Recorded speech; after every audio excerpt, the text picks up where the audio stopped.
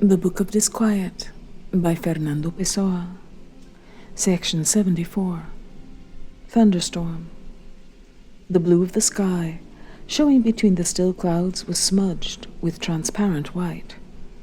The boy at the back of the office suspended for a moment the cord going around the eternal package. "I can only remember one other like this," he statistically remarked. A cold silence. The sounds from the street seemed to be cut by a knife. Then there was a long, cosmically held breath, a kind of generalized dread. The entire universe had stopped dead.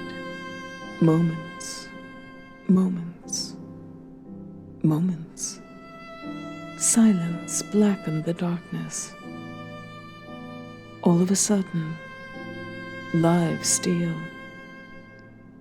How human the metallic peal of the trams.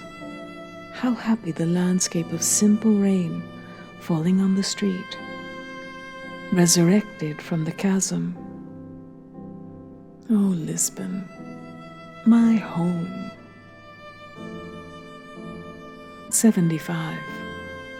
I don't need fast cars or express trains to feel the delight and terror of speed. All I require is a tram and my gift for abstraction, which I've developed to an astonishing degree. On a tram in motion, I'm able, through my constant and instantaneous analysis, to separate the idea of the tram from the idea of speed, separating them so completely that they're distinct things in reality. Then I can feel myself riding not inside the tram, but inside its mere speed. And should I get bored and want the delirium of excessive speed, I can transfer the idea to the pure imitation of speed, increasing or decreasing it at will, extending it beyond the fastest possible speeds of trains. I abhor running real risks, but it's not because I'm afraid of feeling too intensely. It's because they break my perfect focus on my sensations, and this disturbs and depersonalizes me. I never go where there's risk. I fear the tedium of dangers. A sunset is an intellectual phenomenon. 76. I sometimes enjoy, in split fashion, thinking about the possibility of a future geography of our self-awareness. I believe that the future historian of his own sensations may be able to make a precise science out of the attitude he takes towards his self-awareness. We're only in the beginnings of this difficult art. At this point, just an art, the chemistry of sensations in its as yet alchemical stage. The scientist of tomorrow will pay special attention to his own inner life, subjecting it to analysis with a precision instrument created out of himself. I see no inherent obstacle to making, out of steels and bronzes of thought, a precision instrument for self-analysis. I mean, steels and bronzes that are really steels and bronzes, but of the mind. Perhaps that's the only way it can be made. Perhaps it will be necessary to formulate the idea of a precision instrument, concretely visualizing it in order to undertake a rigorous inner analysis. And it will surely be necessary to reduce the mind to some kind of real matter, with a space for it to exist in. All of this depends on an extreme refinement of our inner sensations, which, when taken as far as they can go, will doubtless reveal or create in us a space just as real as the space that's occupied by material things and that, come to think of it, has no reality. For all I know, this inner space may just be a new dimension of the other one.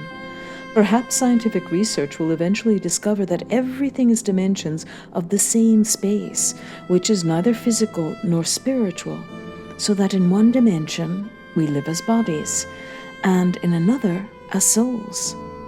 And perhaps there are other dimensions where we live other equally real facets of ourselves. Sometimes I enjoy getting lost in the useless meditation of just how far this research might take us. Perhaps it will be discovered that what we call God, so obviously on a plane beyond logic and space-time reality, is one of our modes of existence, a sensation of ourselves in another dimension of being. This seems to me perfectly possible. Perhaps dreams are yet another dimension in which we live, or perhaps they're a cross between two dimensions. As our body lives in length, in breadth, and height, it may be that our dreams live in the ideal, in the ego, and in space. In space through their visible representation, in the ideal through their non-material essence, and in the ego through their personal dimension as something intimately ours. The ego itself, the I in each one of us, is perhaps a divine dimension. All of this is complex and will no doubt be determined in its time. Today's dreamers are perhaps the great precursors of the ultimate science of the future. Of course, I don't believe in an ultimate science of the future, but that's besides the point. I periodically formulate metaphysics such as these with the serious concentration of someone who's truly at work to forge science, and it's possible I may actually be forging it. I have to be careful not to take too much pride in this, since pride can undermine the strict impartiality of scientific objectivity. 77. There's no pastime like the use of science, or things that smack of science for futile ends, and so I often pass the time by intently studying my psyche as others see it. The pleasure I get from this sterile artifice is sometimes sad, sometimes painful. I carefully study the overall impression I make on others, from which I then draw conclusions. I'm a fellow most people like, and they even have a vague and curious respect for me, but I don't arouse ardent emotions. No one will ever passionately be my friend. That's why so many are able to respect me. 78. Certain sensations are slumbers that fill up our mind like a fog and prevent us from thinking, from acting, from clearly and simply being. As if we hadn't slept, something of our undreamed dreams lingers in us, and the torpor of the new day's sun warms the stagnant surface of our senses. We're drunk on not being anything, and our will is a bucket poured out onto the yard by the listless movement of a passing foot. We look, but don't see. The long street bustling with clothed animals is like a flat-lying signboard whose letters move around and make no sense. The buildings are just buildings. We're no longer able to give meaning to what we see, though we see perfectly well what's there.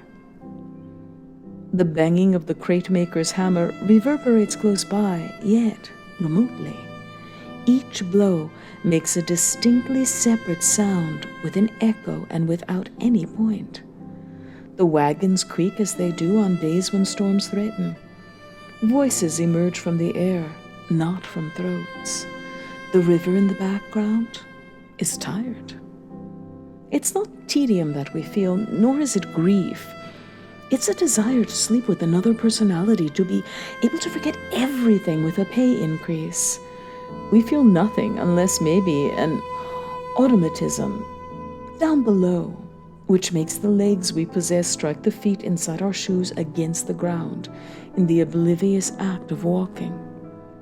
Perhaps we don't even feel that. There's a squeezing in our head around the eyes, and as if fingers were plugging our ears. It's like a head cold of the soul, and this literary image of being sick makes us wish that life was a convalescence, obliging us to stay off our feet. And the idea of convalescence makes us think of villas on the outskirts of town. Not the gardens that surround them, but their cozy interiors, far from the road and the turning wheels. No, we don't feel anything. We consciously pass through the door we have to enter, and the fact we have to enter it is enough to put us to sleep. We pass through everything. Where's your tambourine? Oh, bear that stands there. 79. Faint, like something just beginning. The low-tide smell wafted over the Tagus and putridly spread over the streets near the shore. The stench was crisply nauseating, with a cold torpor of lukewarm sea. I felt life in my stomach, and my sense of smell shifted to behind my eyes. Tall, sparse bundles of clouds alighted on nothing, their grayness disintegrating into a pseudo-white. A cowardly sky threatened the atmosphere, as if with inaudible thunder, made only of air. There was even stagnation in the flight of the gulls. They seemed to be lighter than air, left there by someone. Nothing oppressed. The late afternoon disquiet was my own. A cool breeze intermittently blew. My ill-starred hopes born of the life I've been forced to live. They're like this hour and this air, fogless fogs, unraveling, basting of a false storm. I feel like screaming to put an end to this landscape and my meditation, but the stench of ocean imbues my intent, and the low tide inside me has exposed the sludgy blackness that's somewhere out there, though I can see it only by its smell.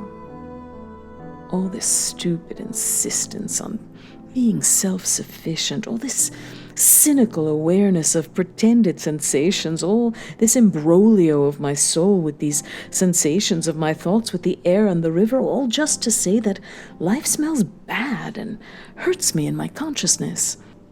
All for not knowing how to say, as in that simple and all-embracing phrase from the book of Job, "My soul is weary of my life."